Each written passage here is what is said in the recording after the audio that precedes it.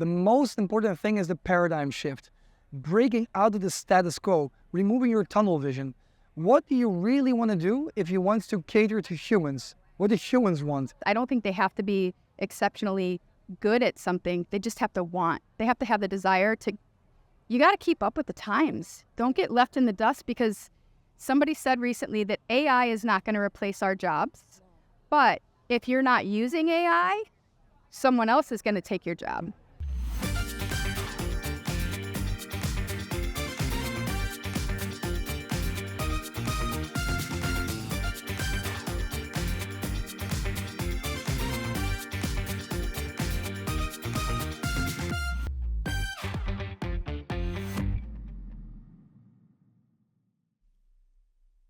Hi, I'm Denise Chaffin, and I am your podcast host for Talking TA. And recently I had the opportunity to attend RecFest 2024 in Nashville, Tennessee. It was a fabulous conference. It was outdoors. The weather was beautiful. It was casual.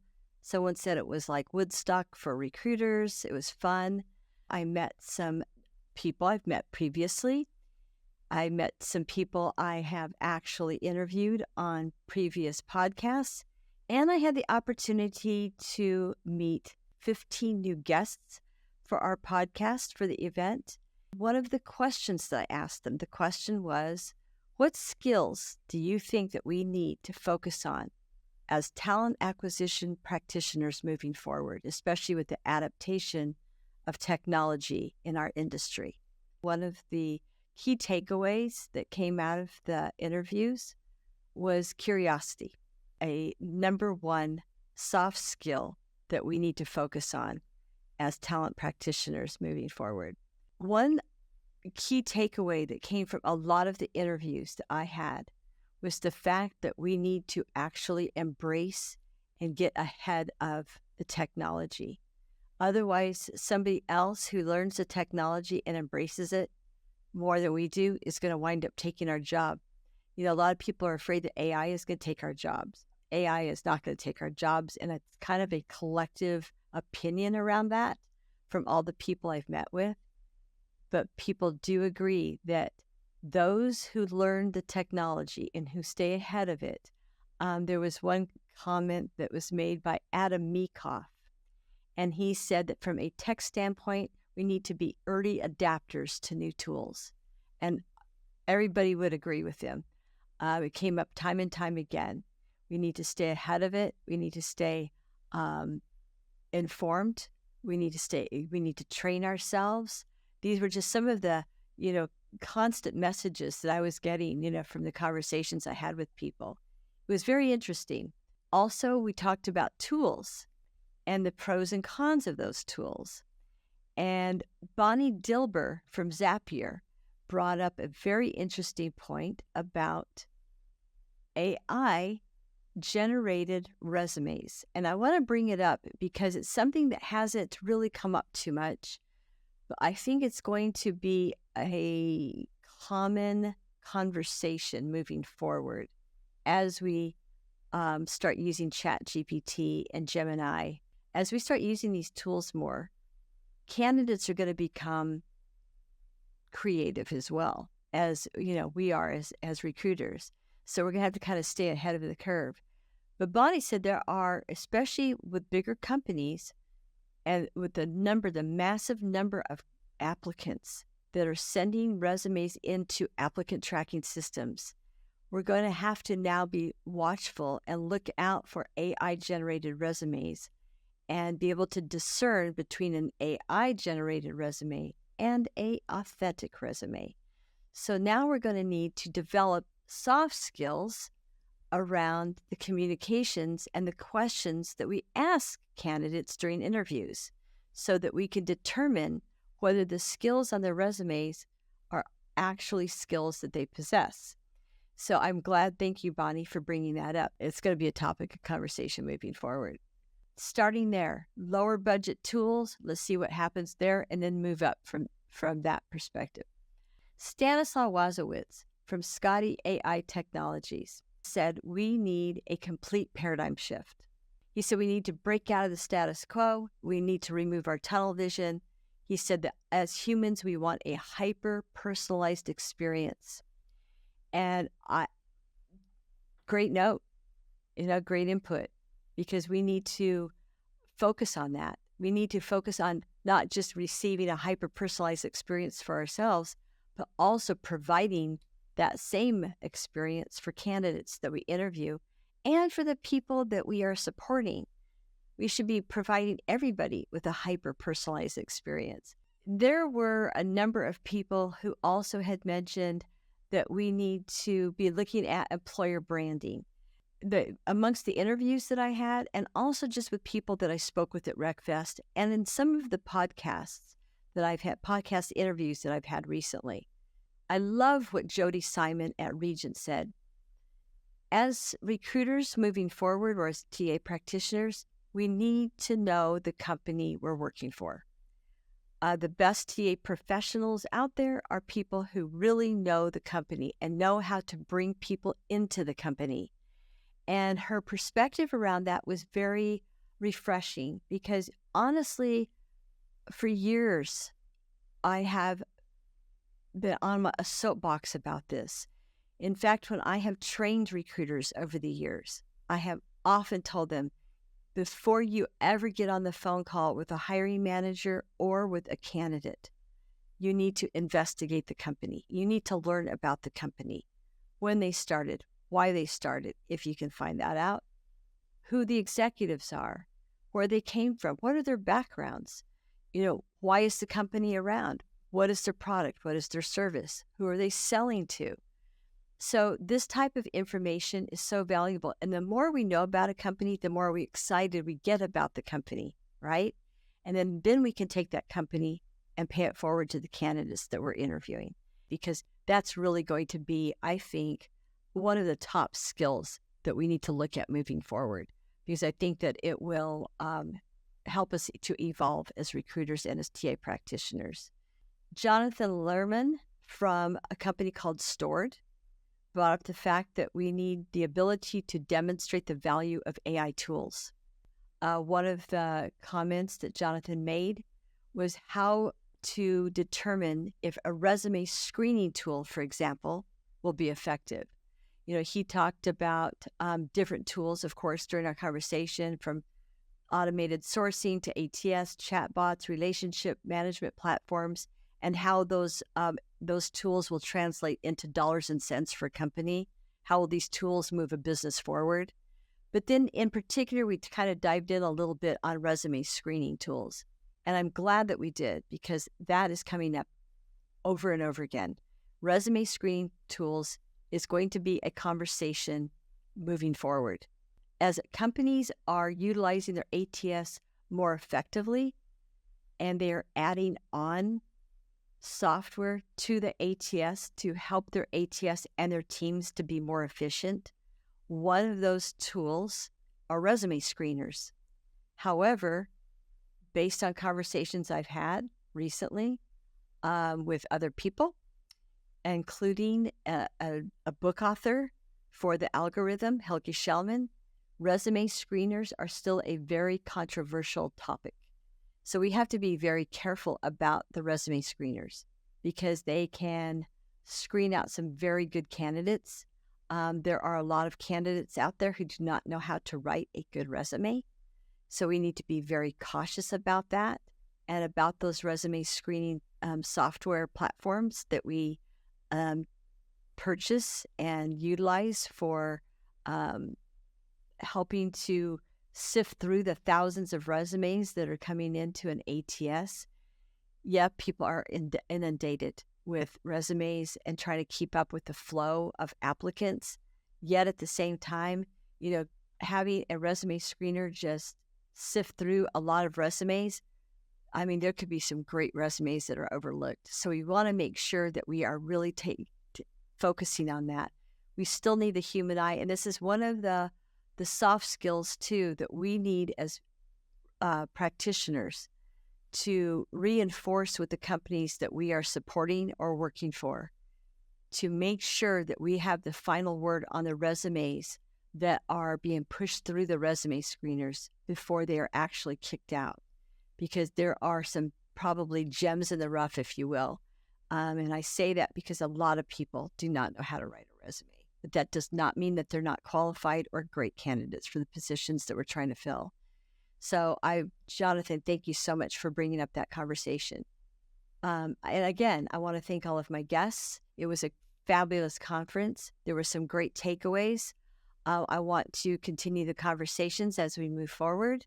And also, just kind of staying on top of the technology, learning it, adapting it, leaning into it so that we are moving forward as recruiters and talent acquisition leaders and practitioners so that we are developing our own skills and evolving as talent acquisition professionals and practitioners. So thank you again to all my guests. I look forward to meeting you again next year, if not sooner. Speaking of AI, what skills do we need as recruiters as we're moving forward with AI in order to be successful? Wow, that's a great question because I think people won't say it, but with all the chatter around AI, some of the mundane, repetitive behaviors that recruiters have historically done is going away.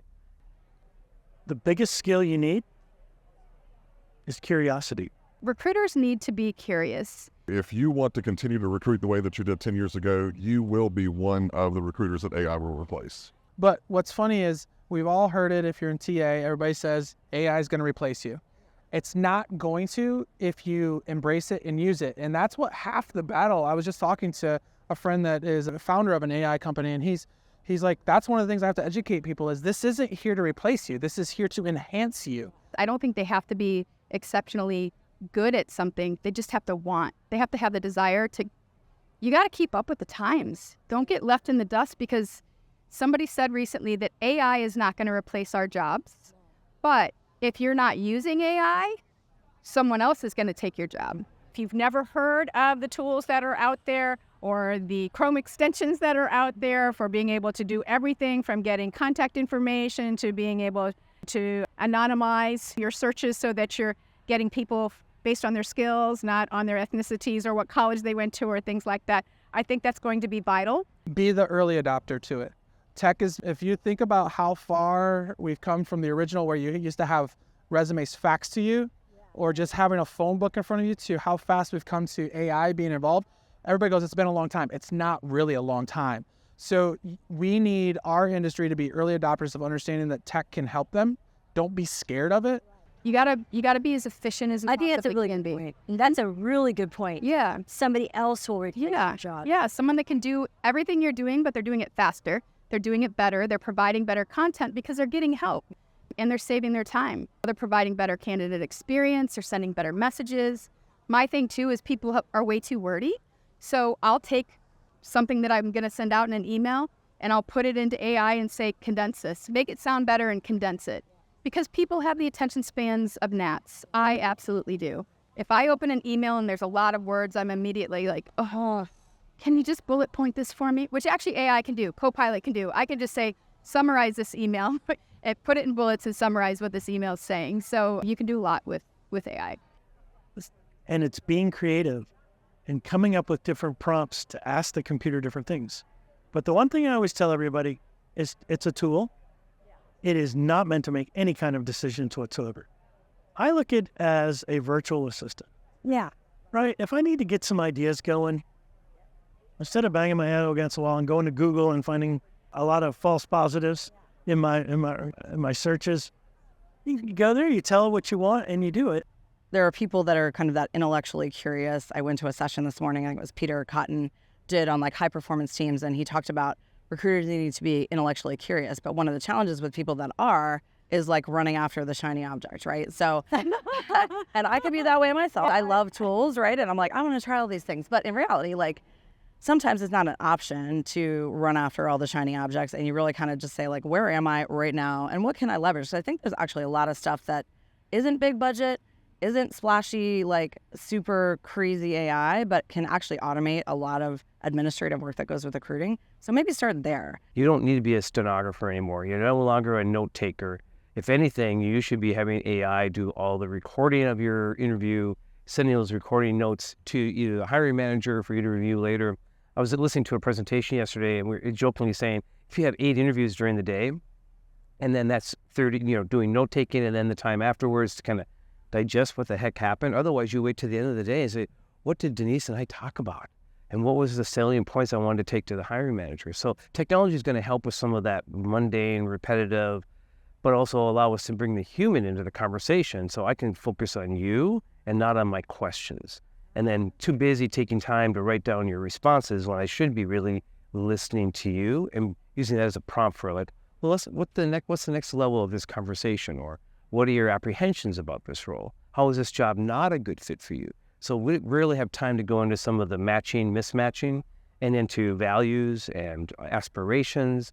We get down to, have you done this? Have you done that? Can you do this? Can you do that? And that's just check the box nonsense. I think those days are over. How many people just take the job description from HR, they copy and paste that, and it basically does nothing to attract a person. So people learning how to write a meaningful job ad so that it will actually entice people in, telling them what it's like. Here are our deal breakers, a day in the life, that sort of thing. I think that that's going to be vitally important. And guess who's going to be their best friend to help them do that? Other than Katrina Kibben, who I've learned everything that I know about job posts from, ChatGPT. Because you put that in there and you ask them to write a job, or just find something that Katrina Kibben has done and put their stuff in and say, please make this job post look like this or whatever. They provide free templates on their website, 3 Years Media, for being able to even construct how to do questions for interviews and things like this. So I believe that there are so many people in our industry who are providing free resources. So I would say find those resources, leverage them, learn from them, contact those people, connect with them, hire them to come into your company and train everybody. Sure. I think that that's really an important thing, to be able to know where to put your budget. And they need to want to find better ways of doing things. I feel like, and I talked about this in my talk, a lot of recruiters are just like, this is how I've always done it. I've got 10 years. I know what I'm doing. I don't need training. I don't need that. I don't need this. I'm just used to doing it this way. And AI can help you rewrite that job posting in 5 minutes instead of an hour. Or you've got to send a difficult email to a manager, pop it into AI and help it draft it in a better tone. But they've got to take some training to know even what the possibilities are and how to do a good prompt. The better they get at writing prompts to help them get to where they want to be, the faster they're going to be. So if they don't quite understand what the prompt is and how much information you have to give, it might take them 15 minutes to get that output versus like bippity boppity boop, or even saving a list of prompts so that they can just cut and paste what they want. I use AI consistently. I use it for messaging. I use it for emails. I obviously used it in my presentation to create an avatar of myself so that I could do these memes, which was comical. But I also think that they do have to take the time to learn how to use it right. And that's where I think recruiters are so busy right now. Again, we've been shrinking our TA teams, but we still have the same deliverables, and they're busy. They're over capacity. They don't want to stop and watch a class on how to write prompts. But gosh, it'll save them so much time. So I think they need to be curious, and I think they need to want to consistently challenge themselves, but also just be thinking of optimization. How do I save time? How do I manage my time better? And what I always say is, like, it might be a little work up front, but it's going to save you tons of time in the back end. So you've got to just invest a bit. I think at least in the short run, so let's say in the next 3 to 5 years, don't quote me on that, but at least in the short run, I think the skill, and this is really, I believe it's a learned skill, is the ability to demonstrate the value of AI tools, right? Everybody's got one nowadays. Whether it's from the work days of the world all the way down to the levers, greenhouses, et cetera, everybody's got an AI tool, a chat bot, a candidate, automated sourcing, relationship management. There are tons of platforms out there. The question is, how can you translate that into dollars and cents in the way that a business owner or a board member is going to look at that exchange of value in a positive way? Allie Welling from Spunk did a presentation today as well on kind of their philosophy and what they tell candidates. Many people are kind of saying nothing, but she was talking about how they say, hey, like, we know AI is here to stay. We know you're going to use it. We expect you to be educated in it and be able to use it effectively in your job. So we're not going to say you can't use it, but here's examples of like how you can use it. here's examples of what we think would be disingenuous, like it's not your work or it's things like that. So I think that's an interesting place to start, even if your candidates are using it for resumes or cover letters. Maybe they're using it to prep for their interview, and maybe that's okay for a certain part of it, not during the interview, not copying and pasting. But I think just starting to have a more open conversation with candidates about it, maybe like makes it a little bit less mysterious and more accessible, I think, on both sides. And but I also think it does need to be regulated. And I do think that companies do need to set a precedence on how it's used in recruiting, and to make sure that like hiring managers, and our hiring managers don't, but the hiring managers don't look at that to go try to find out the dirt on somebody, or to see if they could do a reference check by typing their name into AI. It's not going to deliver that information. Right. So use it as a tool to help you do your job. Use your brain. Use your brain.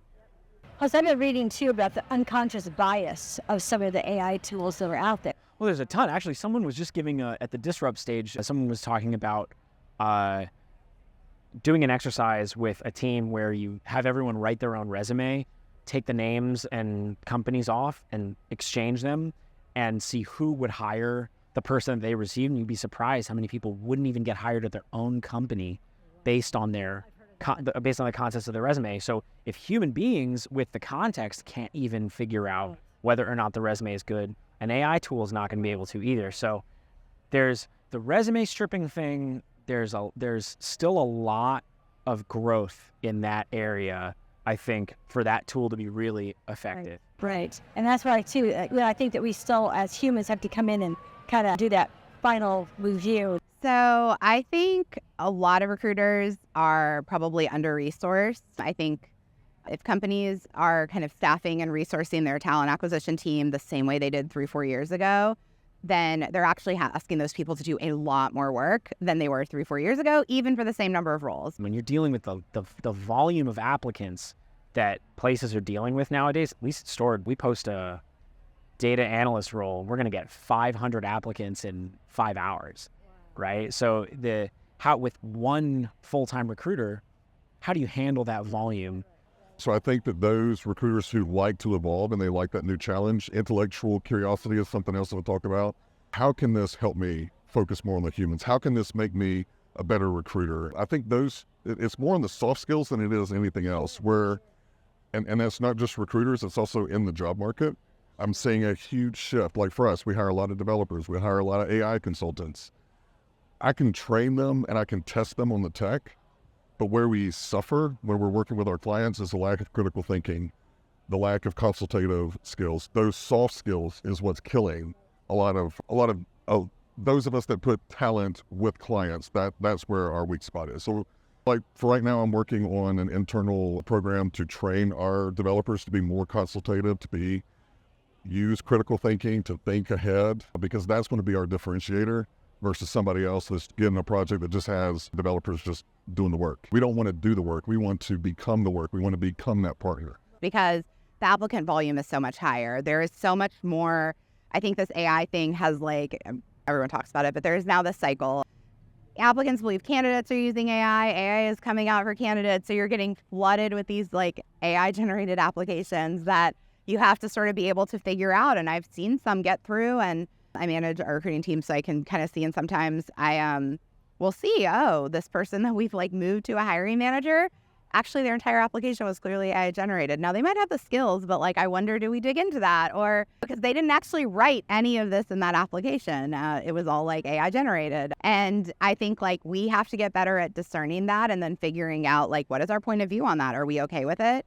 Or is that a deal breaker if it's not authentic to that person's experience and their beliefs, those kinds of things. So I think we need to work with our companies to figure out our point of view on applicant use of AI and whether we think that's okay or whether or not, or what questions we need to ask when we see that something is totally AI generated, that kind of thing. I think companies need to have the resources for people to manage that volume. And I think there need to be some resetting of expectations for what that candidate experience is, because it's become the norm for a lot of these companies to not respond to applicants and say, if you don't hear from us means you were rejected. Just like take that as a clue. It's unacceptable, and it reflects poorly on the company. It reflects poorly on the recruiter, and it's ultimately going to cost them really good quality candidates. And so I think like companies really need to kind of think about like, what do we want that candidate experience to be, and are we giving our recruiting teams the clear expectations and the resources to make that happen? I mean, I think that it goes from a lot of people are shifting their mindset from like, okay, I need to have a bunch of recruiters that are just really know the industry and are really good at just like understand the talent marketplace and the type of skill sets we're looking for. And it's moving towards a type of TA person that is not just more thoughtful about the way that they're interacting with candidates, but also I think two other areas. So number one is, are they effective at using technology to be able to drive efficiencies within the way that they're recruiting? And are they able to use technology to be able to understand the data about what is happening in the marketplace and within their organization to be able to start to be more of a stakeholder within the business? One of the things that I'm noticing that I think is really interesting is that because of what happened during COVID and the difficulty to find really, really strong talent, I'm finding that TA is being brought in to a larger stakeholder level within organizations, and they're playing a much more key part of the business. And that's really exciting for us. So we're given the opportunity, which is great, but now we got to step up and we have to deliver. And that means being able to have really good conversations with the finance team. We need to know the data. We need to know the financial impacts and metrics, and what is our turnover rate? What's the cost for us to hire? What is the right way to balance the difference between permanent hiring and temporary hiring? And how can we be really efficient, not just to bring people in, but also now we're thinking about how can I make sure that our warehouse, as an example, is having the right type of throughput, and we're assisting our operational teams with being able to deliver to our customers. In fact, I think it'll put us back to a place you're talking about fax machines, where we are actually working more as a business partner to companies and to our clients, business units, whoever we're supporting, right? Then we've been doing, since we had all of these tools like job boards and whatnot, we became so codependent on them to do our recruiting for us, right? That it kind of took the eye off the ball of who we are and what our role is in this industry. So you nailed it. I mean, if anybody that follows me on LinkedIn, you'll see that everything that I talk about, it goes back to one common theme, which is see the person. You can use everything in the world. I love data and metrics. I actually think data and metrics help me see people better. And people are like, what are you talking about? Numbers are going to help you see people? I'm like, yeah, because I can see where I'm inefficient in helping people. Again, the self-proclaimed geek, I actually time studied my entire day, how long it took me to review resumes, how long it took me to write emails, how long it took me to do everything, so that I could learn where my inefficiency were, so I can actually spend more time on my phone interviews, because that was what's most important. It doesn't matter how many people I can find. If I don't treat them as a person, and when I'm on the phone with them the right way, I failed. And it was interesting because I actually had someone I spoke to, I failed them because I got caught up in the day of doing stuff, and I had a conversation set up with them, and I didn't slow myself down to see the person. And I was very fortunate that that person called me out, and it made me better because I let technology run me as opposed to me running the technology. And that's what I always say is the most important right now. The most important thing is the paradigm shift. Breaking out of the status quo, removing your tunnel vision. What do you really want to do if you want to cater to humans? What do humans want? Well, a hyper-personalized experience. This is true for medicine. This is true for diet. This is true for holidays. This is true for friendships. This is true for relationships. This is true for all of it. Hyper-personalized. If you think about what the recruiter does, you have been given the tools. The recruiter still has to create that human contact. They still have to vet the candidates. They're the ones that truly understand the employer brand. What is their culture? When I'm talking to someone, I'm going to know if they're a good fit for this client or that client. And so it's the same skill, just using different tools. I mean, call me old-fashioned, but I still think we have yet to find a true, genuine replacement for sitting down and talking to someone. Because just the way they answer a question, right? And so then you've got video interview tools and things like that that can help move those things along. But a lot of those cost a lot of money. And how well do people interview with the tool versus in person, like you're saying? Exactly. So the thing that not a lot of people talk about is what you get out of those tools is only as good as what you put in, right? If you ask bad questions, you're going to get bad answers. So That's where a strong strategic talent acquisition partner will help you craft the questions that will overcome things like unconscious bias. But it's not an easy thing to do, right? Left to their own devices, I've seen exceptional questions come out of hiring managers, and I've seen really terrible ones. So it's an art and a science, and I'm not sure we're quite ready to move away from the art just yet. Exactly, and maybe we never will be. Maybe we just have to find a way to make them both. Well, you don't want it to be an inhuman. Right. We're dealing with people at the end of the day, and my dad has a great quote. Even a dog knows the difference between being tricked over and being kicked, and people can tell when you're not being genuine with them. And I think that keeping that human touch in the process is really crucial to having a hiring process that will allow you to attract people that you may have to go out and source instead of full inbound recruiting, when you actually have to go out and convince someone to leave their job that they may be very happy at to come and work for your company. Right. That candidate experience is everything in driving a successful hire. Exactly. You as a recruiter, to go full circle, your levels of empathy and your levels of understanding the human individual, you need to become more of an anthropologist, more of a researcher, more of a philosopher almost, to really understand, to really prepare for how you can enable hiring for as long as is needed. So how would you determine then a good recruiter? For my company, it's all about heart. I want them to have the right heart. And what I mean by that is, at the end of the day, a recruiter's job is to put people to work. You have some recruiters that are focused on the financial side of it. Don't we all like money? Absolutely. But if you're only doing it for the money, then your heart's not doing it for the right reason. And a recruiter who is doing it for the right reason and truly understands what they're doing and changing lives on a daily basis, they're going to be a much stronger recruiter than someone who's just chasing the dollar. I feel like over the years, I have spoken to a lot of people in talent that maybe don't know their company as well as they should. And I think the best talent acquisition professionals out there are the people that really know what brings people to a company, know how to speak about the technology of their company, know how to speak about their products. And once again, like I said, the benefits and the thing that people are going to find attractive. Right. And talk about the other people that are there, where they came from. 100%. And the more you can share about where you work, the better chance you have and the more enthusiastic you are. I think you need to work at a place that gets you excited to go to work every day, and then it's a lot easier to sell that to other people. Exactly. I agree. Well, So to me, the skills are actually the human side of it. I believe everybody, if they sit down and try to learn the tech with how user-friendly a lot of it's going to happen, that's the easy part to me. The part of the skill of not losing the personal side of it is going to be, to me, the biggest tool